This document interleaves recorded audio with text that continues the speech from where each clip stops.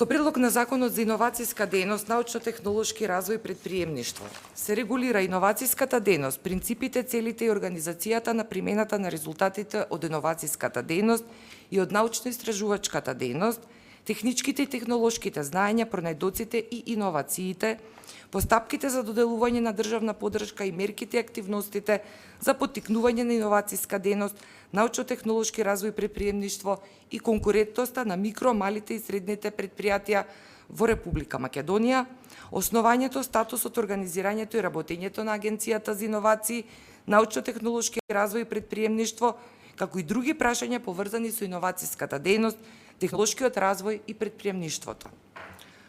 Дозволете да истакнам дека прв пат законската рамка за иновацијска дејност беше воспоставена во 2013 година.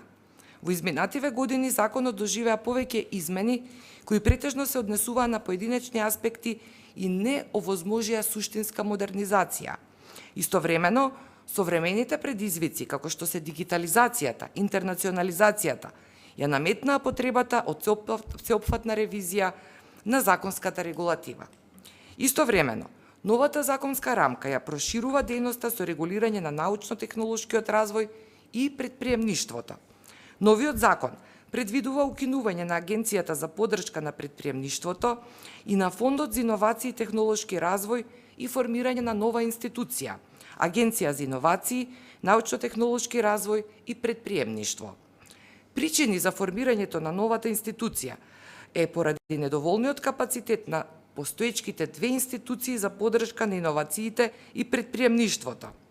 Формирањето на нова институција која ќе биде зајакната со нов кадар и со финансиски средства, ќе овозможи зголемена поддршка на иновациите и научно-технолошкиот развој во државата.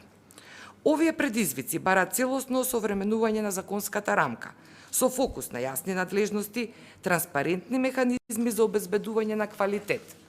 Исто така треба да се истакне дека овој закон не предизвикува дополнителни фискални импликации, освен оние кои досега се утврдени. Согласно членот 175, алинеја 1 од деловникот, а имајќи во предвид дека не се работи за сложен и обемен закон, предложивме собранието да расправа по предлог законот по скратена постапка. Дали можеби некој во меѓувреме сака да земе збор?